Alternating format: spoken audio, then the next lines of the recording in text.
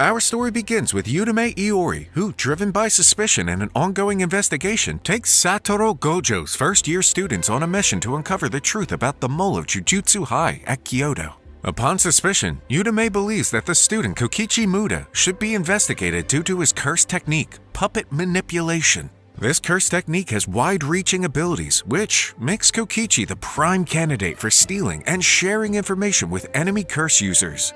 As they break down the door to Kokichi's hideout, they find it empty. This misleading information is enough for Yurume to confirm that Kokichi is indeed Jujutsu High's mole. Meanwhile, Kokichi meets with Maito and Geto. They had struck a binding vow with Kokichi agreeing to provide information from Jujutsu High in exchange for Maito's idol transformation technique. However, Kokichi feels the contract was violated when Kyoto students were harmed, and tensions build as Maito contemplates killing him. Maito blames that on Hanami and claims he should just kill Kokichi regardless. Geto refuses to allow him to violate the pact, and Maito finally grants Kokichi a healthy body capable of standing on his own 2 feet. With the vow fulfilled, Kokichi and Maito both agree it's time to fight. Kokichi uses Mecha Marus to distract Maito and escape outside, unleashing Mecha Maru Mode Absolute. Maito stands confident, ignoring Mecha Maru's attacks, but Kokichi surprises him with a mysterious projectile, injuring Maito and leaving him vulnerable. Kokichi prepares his secret technique, aiming to exorcise Maito, but Maito activates his domain expansion, self-embodiment of perfection, countering Kokichi's efforts. In a last-ditch effort, Kokichi reveals his hidden weapon, the new Shadow style, Simple Domain, neutralizing Maito's technique. Kokichi believes victory is at hand and turns his attention to Geto, but Maito suddenly breaks into Mecha Maru's cockpit. He attempts to stab Maito with another tube as the curse crawls into the area. Their hands pass by each other's, but Kokichi's isn't fast enough at close range. In his last moments, Kokichi shares a heartfelt promise with Kasume, sealing his fate.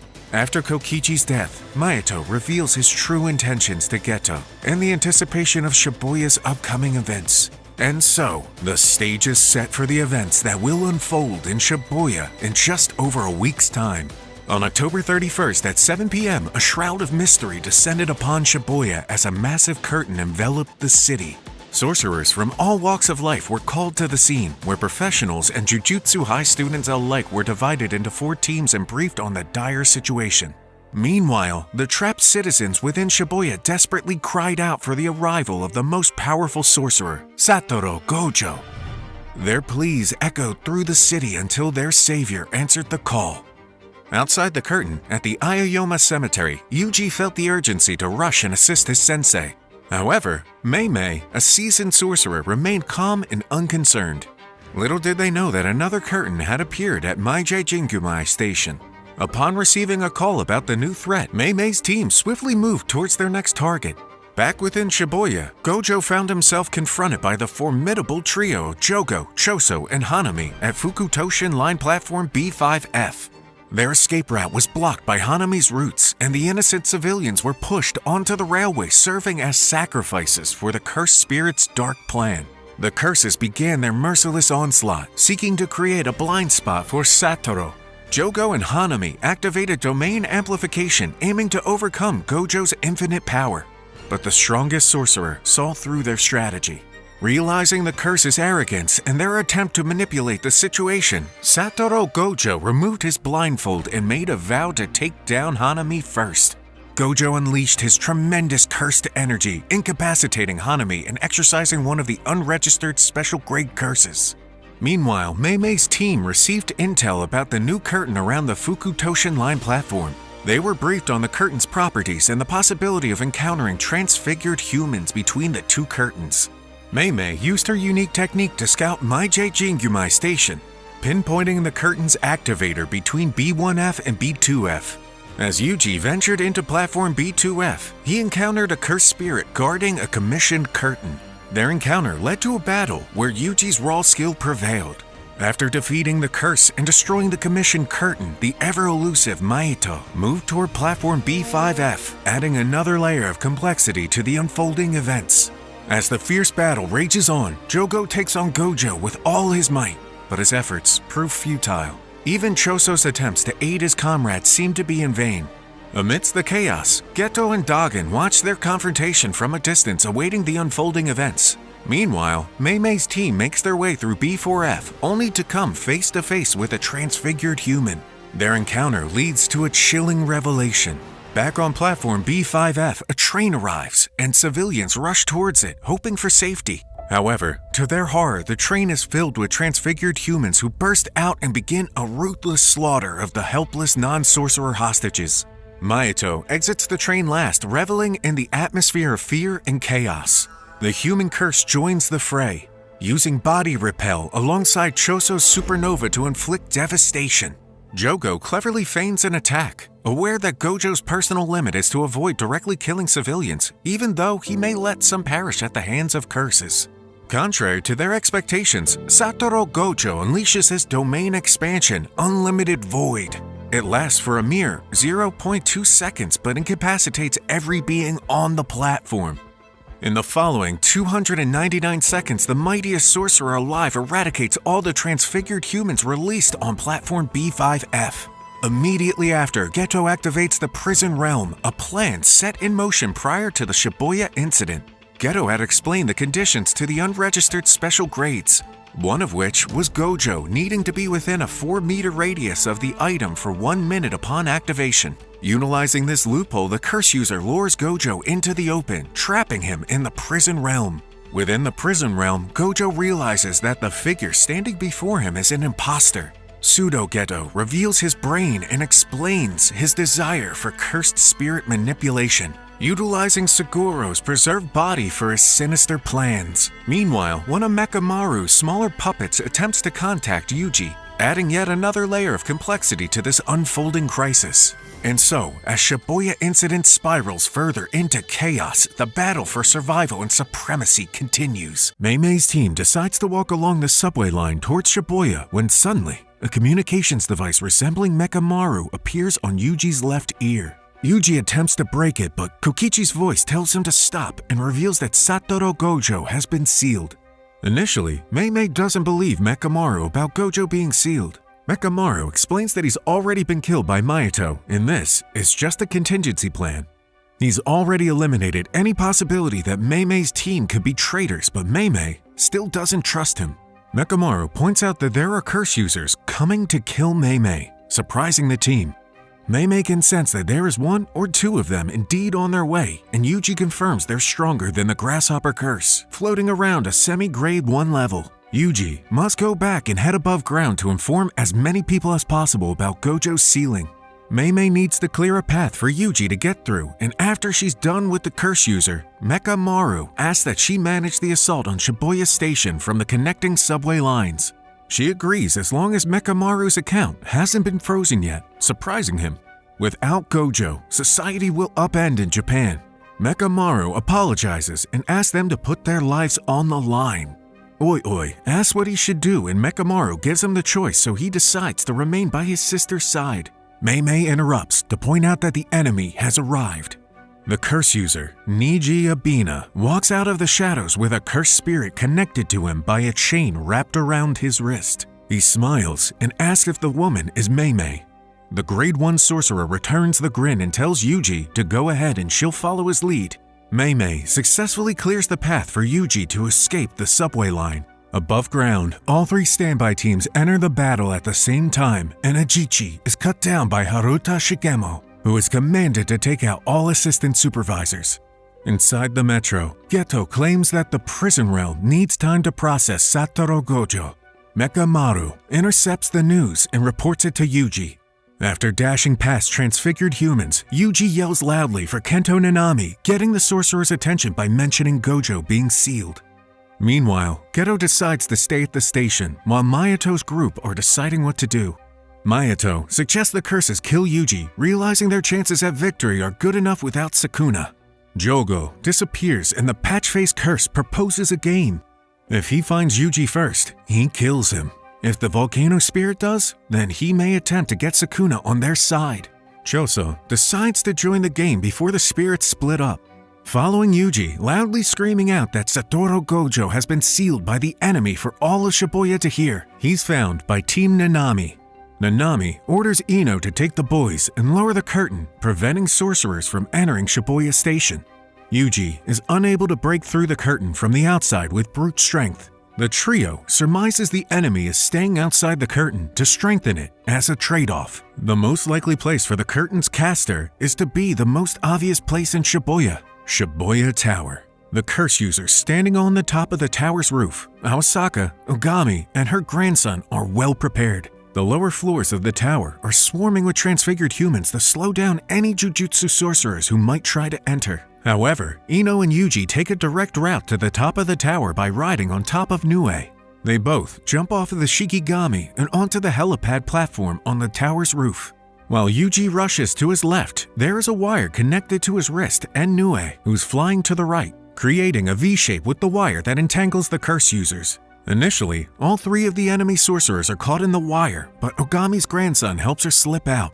Awasaka is slingshot off the building, surprised to see these users know about the commissioned curtains. Ino runs over to destroy the cursed objects, but two of them are missing.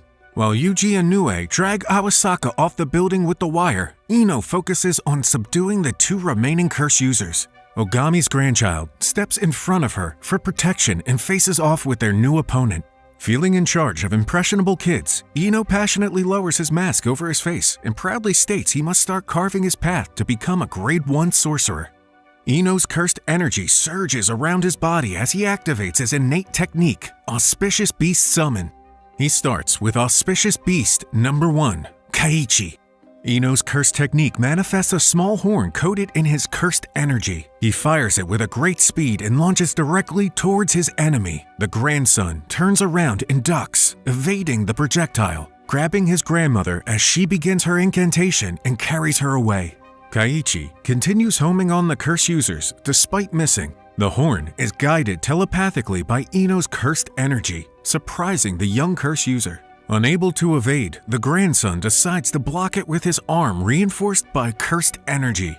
However, his defense isn't enough, and a large chunk of his forearm is destroyed. While he has the upper hand, Ino mentally reminds himself that he has to end this quickly and get back to watching over the boys because Nanami entrusted him to.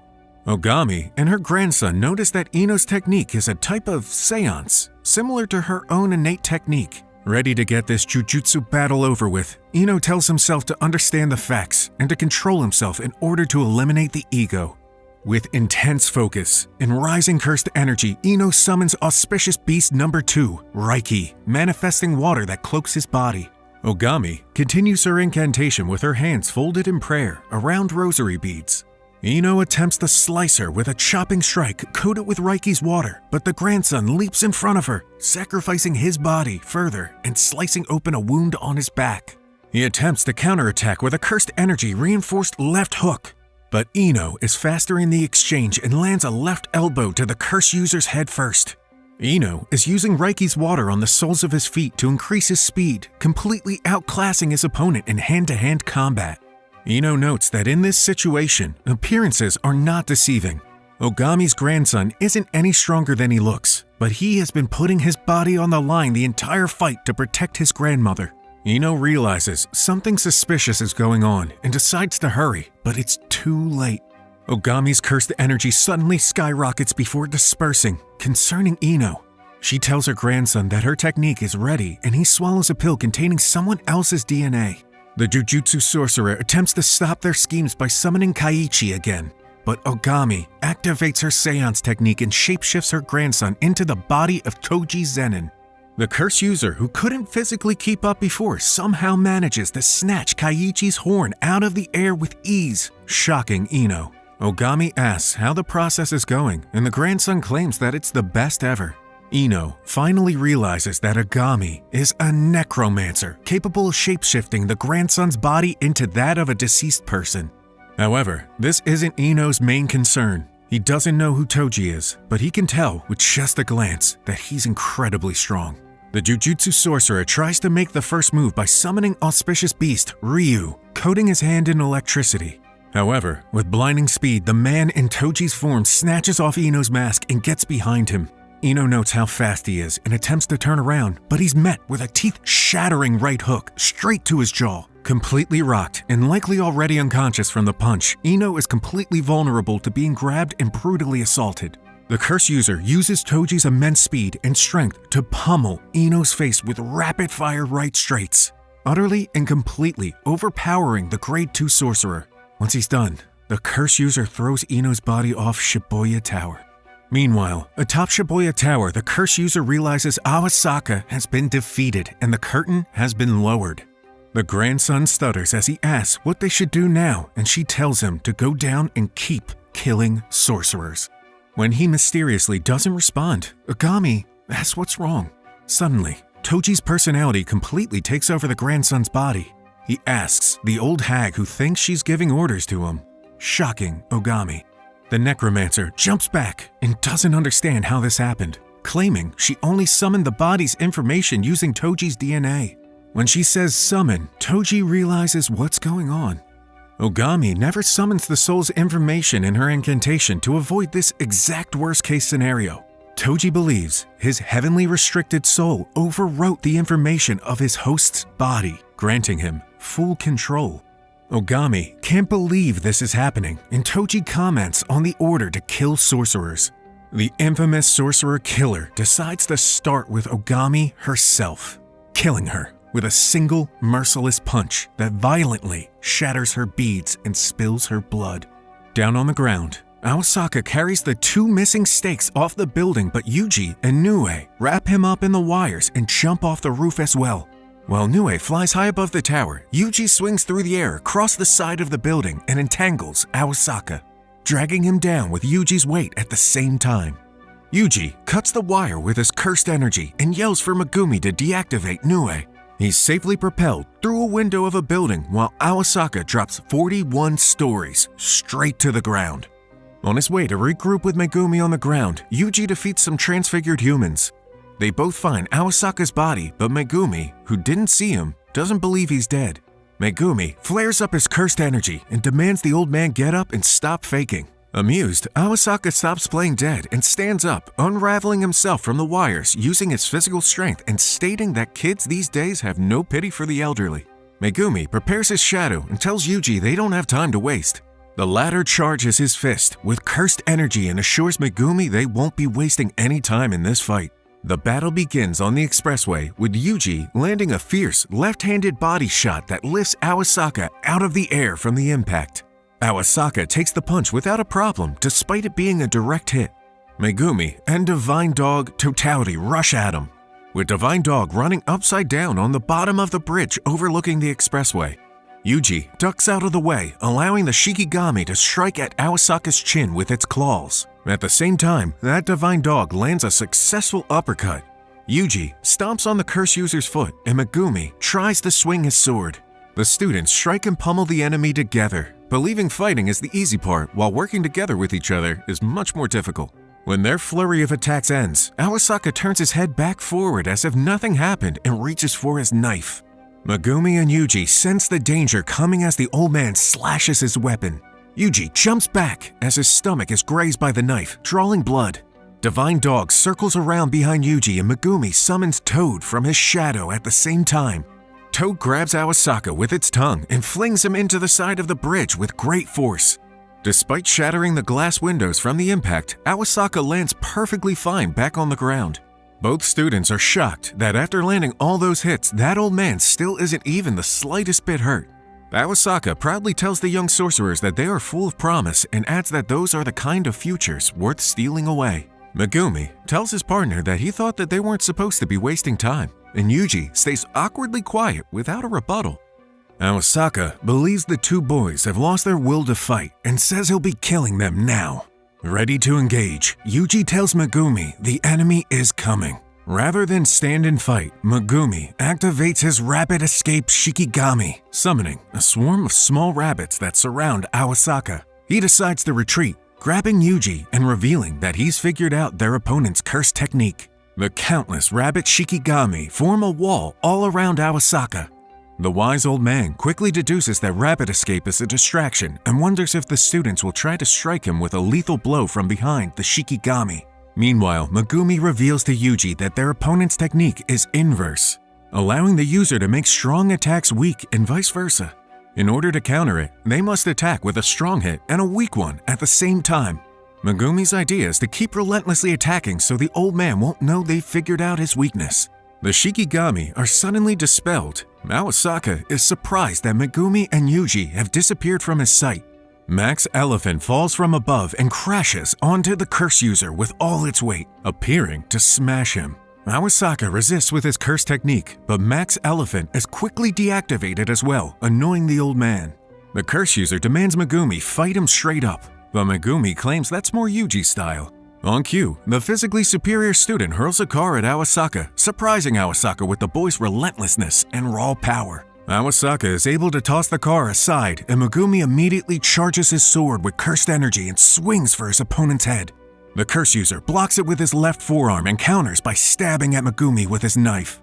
Megumi avoids it by leaning his body back, exciting Awasaka as the battle ramps up. Yuji charges up his cursed energy as it flares up around his entire body, signaling to his opponent that he's about to go for a full power swing.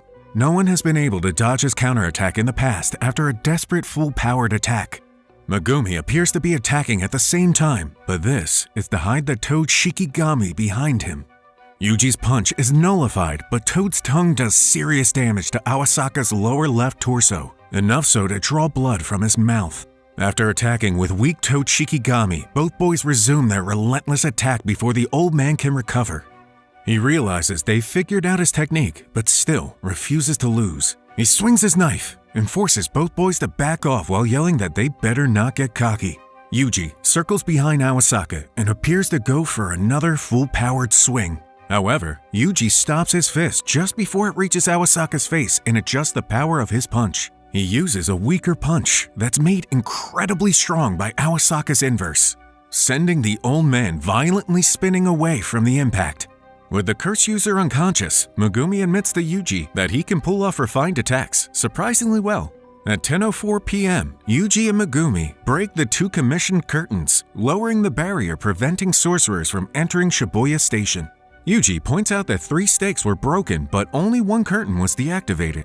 Megumi believes either they used all 3 for 1 curtain or 2 of them were dummies. Regardless, Jujutsu sorcerers can now move freely in Shibuya, and the rescue mission can proceed as planned. Megumi wants to interrogate Awasaka, but the old man isn't regaining consciousness anytime soon. The boys want to regroup with Ino, and are shocked when they notice their defeated ally falling from Shibuya Tower. Megumi uses Nue to break his fall and Yuji catches him. But Ino is in horrible shape. Ino isn't dead, but he's presumably injured, and Yuji wants revenge. Megumi gets him to calm down and think about the mission being the priority. Yuji takes a deep breath to relax and decides to leave Ino for Megumi while going to Shibuya Station himself. Megumi agrees that's the best move, but still believes that it's too dangerous to be in Shibuya alone. Yuji knows that if he dies, Megumi will kill him, and says this. He also reassures Megumi by pointing out that he still has Mekamaru with him. Megumi reluctantly agrees and takes off with Nue to carry Ino to safety. At the Shibuya Station, near exit 13, Nanami reaches the location and finds that Aijichi is wounded on the ground. Inside Shibuya Station, Akari Nida reports the Zenin team that it sounded like Kiyotaka Aijichi was attacked while they were talking on the phone. Maki decides that Naobara and Akari should split off from her and Naobito in order to look for Aijichi outside the curtain. On Fukutoshin Line platform, Shoto Bunkamaru Street, Haruda Shigemo finds the girls running on the road while he's outside the curtain hunting manager's orders. Nobara and Akari stop running as Shigemo expresses that he's excited to finally run into some girls. Out loud, Nobaru tells Nida to hide while she handles this. But then she whispers and tells Nida to pretend she's hiding in the Bunkamaru station before making her escape through Tokyo. Akari agrees but warns Nobara not to overdo it. Shigemo notices the girls whispering and says he wonders what about. Shigemo throws his hand sword curse tool at Nobara, but she deflects it straight down to the ground with a swing of her hammer. At the same time, Nida makes a run for the Bunkamura subway entrance. Shigemo asks if the manager is trying to hide, and Nobara figures that since the curse user is using a curse tool, then he's likely to be a mid-ranged fighter. She thinks he's a fool for throwing his weapon away and attempts to get in close and hit him with her hammer. Shigemo jumps aside to dodge and asks Nobara if they've met before. She remembers meeting at the Goodwill event invasion, but she denies it.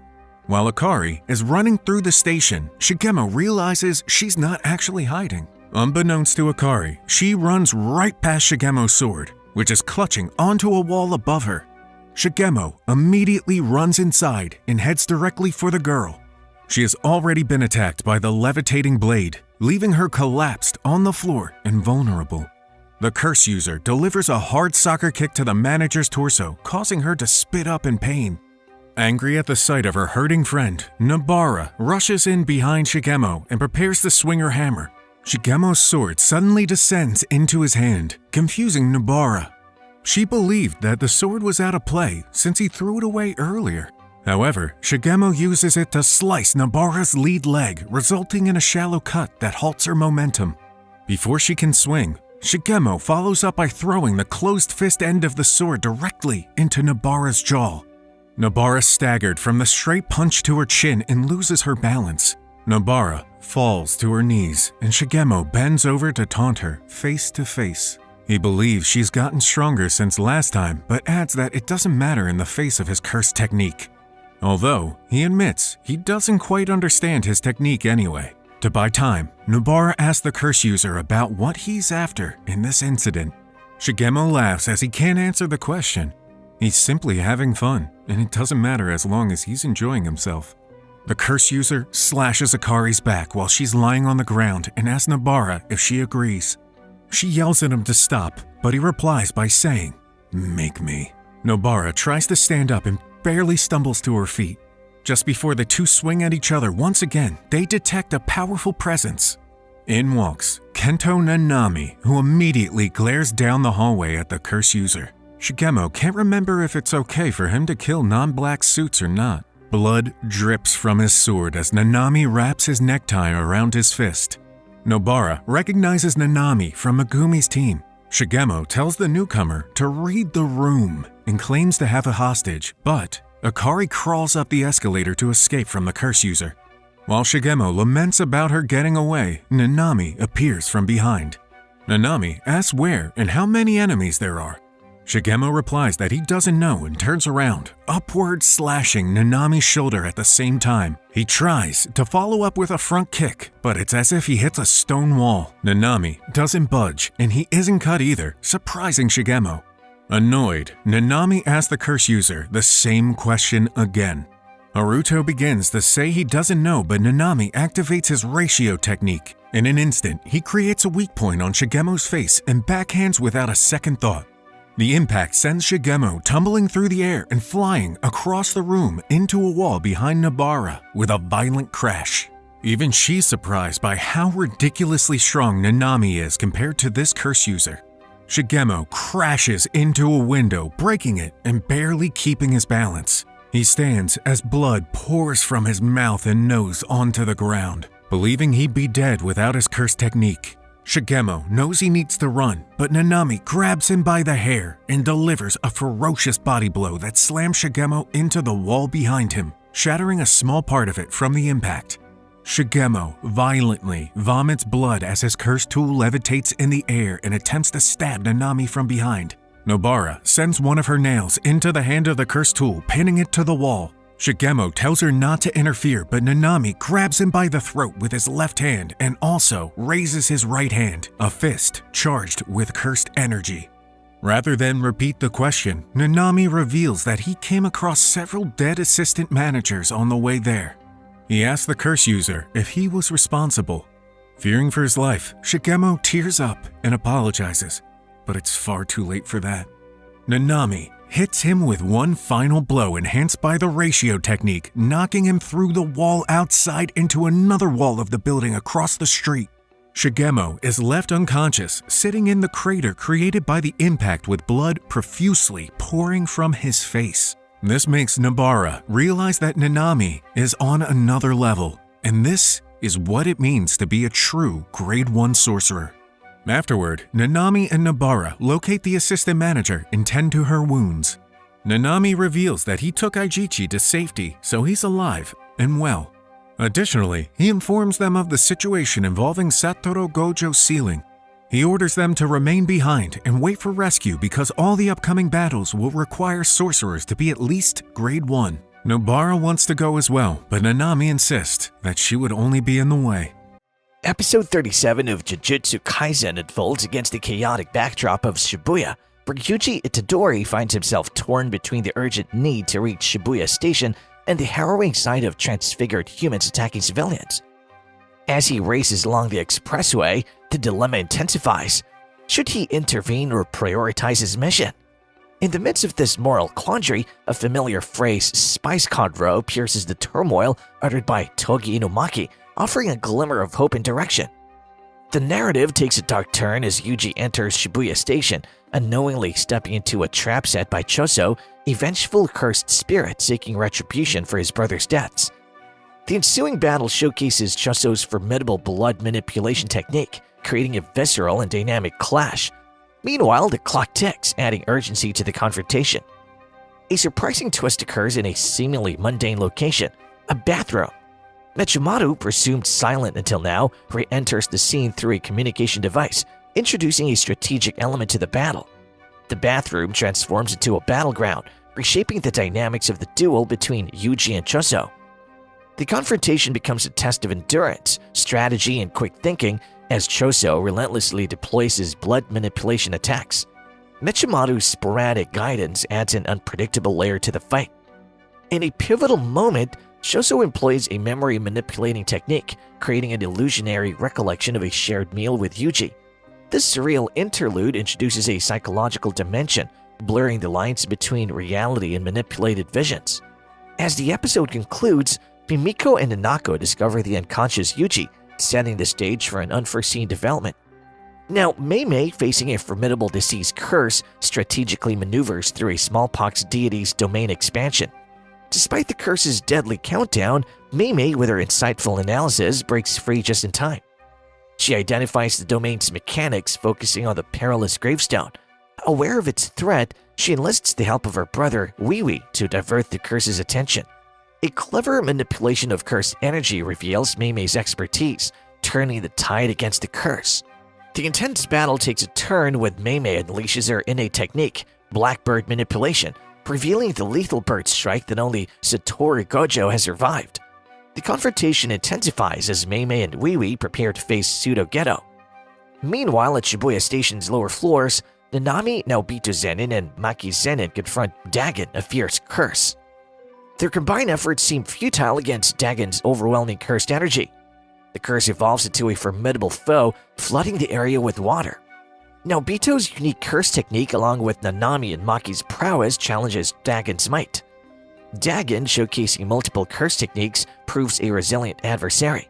The Jujutsu sorcerers struggle against a relentless onslaught, realizing the curse's immense strength. In a surprising twist, Megumi Fushiguro arrives, joining the battle against Dagon. Nanami and Naobito hold their ground, working in unison to counter Dagon's onslaught. As the battle reaches its zenith, the unexpected entry of Toji Fushiguro through the hole adds a new layer of complexity. In this episode, the intensity of the Shibuya incident escalates as Megumi, Nanami, and the Zenin family strategize their escape from Dagon's domain. Megumi, pushed to his limit, discloses to Nanami his plan to open a hole in the domain's barrier, aiming for victory by exploiting the potential limitations of Dagon's domain expansion. Nanami, demonstrating his leadership, calls out to the Zenins, urging them to assemble and trust in the plan. Dagon, realizing the sorcerer's escape plan, panics and rushes to stop them. Despite Nanami's belief that it's too late, a hole in the ground appears below Megumi, leading outside the domain. However, the unexpected entry of Toji Fushiguro through the hole adds a new layer of complexity to the situation. Toji, devoid of cursed energy, surprises everyone by effortlessly grabbing the playful cloud from Maki and joining the battle against Dagon. Maki, astonished by Toji's strength, realizes that he lacks cursed energy but exhibits unparalleled physical prowess. Toji's backstory unfolds, revealing that he became a puppet of carnage due to Granny Ogami's science technique gone awry. Toji, armed with Playful Cloud, engages in a fierce battle with Dagon. To everyone's amazement, Toji dominates the curse, showcasing exceptional combat skills and dispatching Dagon with ease. Maki, Nanami, and Megumi, now faced with Toji's overwhelming abilities, witness his victory over Dagon. Toji, a seemingly unstoppable force, proceeds to confront the sorcerers. The tension escalates as Toji approaches, leaving the sorcerers uncertain about his allegiance. In a parallel storyline, Jogo confronts Yuji Itadori, who has consumed 15 of Sukuna's fingers. Jogo, calculating the potential risks, decides to force-feed the remaining 10 fingers to Yuji. Sukuna takes control of Yuji's body, showcasing his immense power and intimidating presence. Jogo, Nanako, and Mimiko, the Asaba sisters, find themselves at the mercy of Sukuna's ruthless actions, setting the stage for a chilling confrontation between the cursed spirits and the King of Curses himself. And we see Sukuna making a deal with Jogo, challenging him to a battle. Jogo willingly accepts the deal and prepares for a Jujutsu battle. The chaos in Shibuya escalates as various battles unfold simultaneously, Jogo now facing the formidable Sukuna. As Jogo falls from the sky, he contemplates his strength and potential against Sukuna, only to be met with the King of Curses descending with a maniacal smile. In the streets of Shibuya, Megumi, stressed and circled by Seance Toji, realizes the man's superior speed despite lacking cursed energy, making him a formidable opponent. Thanks to Togi Inomaki's efforts in clearing the area of civilians and transfigured humans, Megumi focuses on visualizing victory. However, Toji's intimidating presence disrupts Megumi's concentration, leading him to summon Rapid Escape instead of the initially planned Divine Dog, Totality. The appearance of Sukuna's overwhelming presence further complicates the situation, creating a chaotic confrontation within the torrent of summoned rabbits. Megumi and Toji engage in a high-speed chase, weaving through the swarm of rabbits and utilizing their respective techniques. Seeking refuge in a warehouse, Megumi attempts close-quarters combat, but Toji's physical prowess proves superior. The battle intensifies as Toji effortlessly repels both Megumi's attacks and the onslaught of rabbits, showcasing his exceptional combat skills. Meanwhile, the flashback reveals the falling out among Suguru Geto's commanders, setting the stage for future conflicts and alliances. Toji suddenly recalls a past encounter with Naobito, expressing pride that his son chose the Fushiguro name over Zenin. To save Megumi, Toji sacrifices himself by fatally stabbing his vessel. As Megumi contemplates Toji's sacrifice, he finds himself facing a new threat, the curse user Haruta Shigemo. The episode concludes with Shigemo attacking Megumi, leaving his fate hanging in the balance. In a parallel storyline, the battle between Sukuna and Jogo unfolds in a spectacular fashion. Sukuna, displaying his mastery over fire, engages in a fierce showdown with Jogo. The battle takes a poignant turn as Sukuna questions Jogo's motivations and desire to become human. In a heartfelt moment, Sukuna acknowledges Jogo's strength, leading to an emotional exchange before Jogo's demise. Later, Sukuna encounters a mysterious figure, Uraume, whose identity remains shrouded in mystery. Later, we see a flashback to Yuji's grandfather, who urged him to help others. This memory serves as a poignant reminder of Yuji's purpose and the ideals instilled in him by his family. In the present, Sukuna, now in control, stands atop Jogo's maximum meteor, looking over the destruction caused by the recent battles. The focus then shifts to Megumi Fushiguro, who faces the relentless pursuit of Haruta Shigemo. Despite Megumi's critical injuries, he reveals his last resort plan to summon the powerful Shikigami Mahoraga in an attempt to force Shigemo into an exorcism ritual. The summoning unfolds, revealing the colossal humanoid Shikigami restrained in metal cables. As Mahoraga is unleashed, Megumi discloses the Shikigami's name and initiates the exorcism ritual. The intense battle that follows showcases Mahoraga's formidable powers as it confronts Shigemo. Megumi, in a state of suspended death, witnesses the clash unfold between the cursed spirit and the cursed user. Sukuna intervenes, saving Megumi from the brink of death. He confronts Mahoraga himself, engaging in a fierce battle that tears through the remains of Shibuya. As Sukuna and Mahoraga continue their devastating clash, it unveils the revelation of Mahoraga's ability to adapt to various phenomena. Sukuna, realizing the Shikigami's adaptability, activates his domain expansion, Malevolent Shrine. The devastating domain unleashes a relentless series of slashes. However, Mahoraga withstands the onslaught and approaches Sukuna.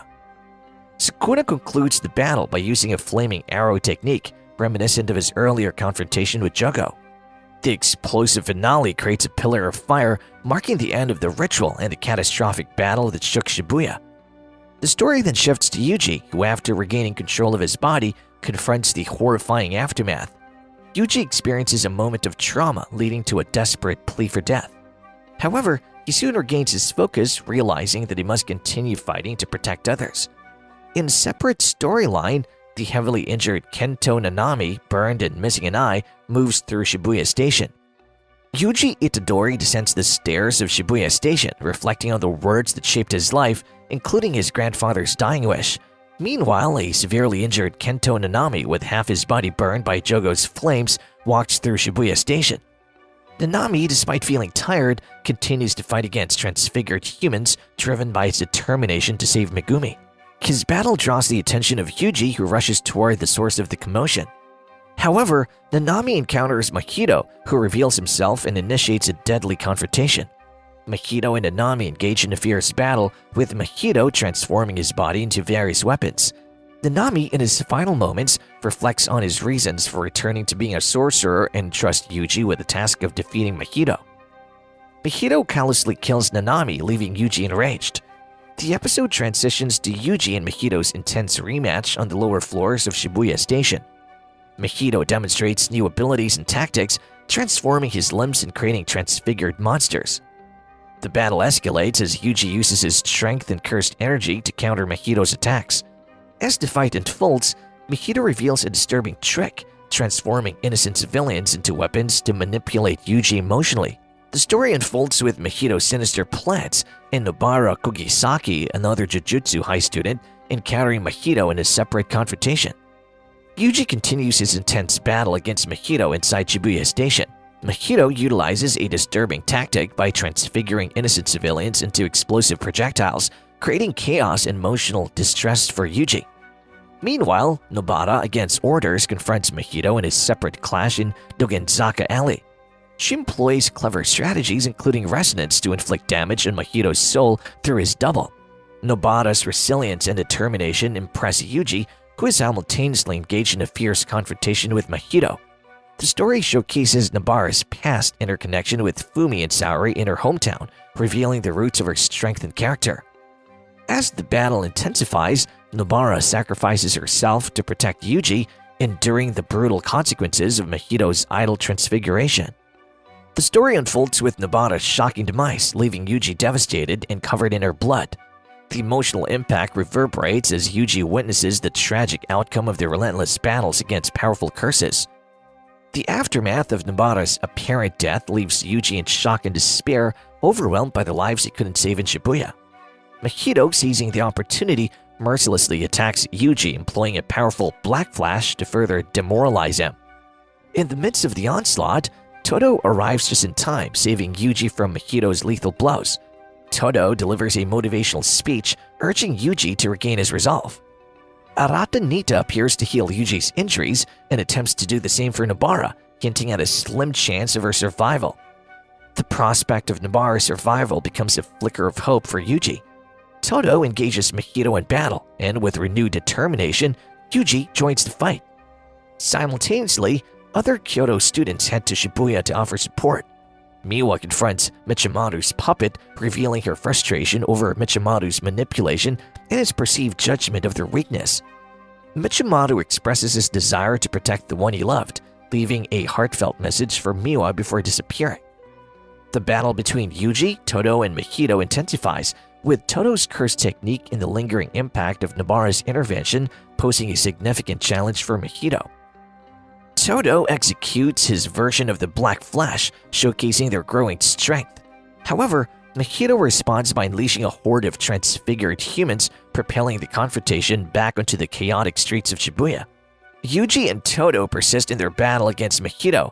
Despite Mahito's attempts to overpower them, Todo's skill and Yuji's determination prove formidable. Mahito, drawing inspiration from Gojo, activates a 0.2-second domain expansion, landing a hit on Todo. Todo sacrifices his hand, creating a distraction that allows Yuji to unleash a powerful Black Flash. Mahito, revealing his evolved form, the self-embodiment of perfection, boasts an impenetrable defense. Undeterred, Yuji prepares for another Black Flash, while Todo feigns a distraction, enabling Yuji to land a critical blow. Acknowledging their shared essence, Yuji pledges to repeatedly eliminate Mahito. However, as Yuji closes in for the final strike, a twist unfolds. Pseudo Geto intervenes, offering an unexpected opportunity for Mahito's salvation. The episode concludes with an air of suspense and uncertainty, setting the stage for the next chapter in this intense Jujutsu Kaisen saga.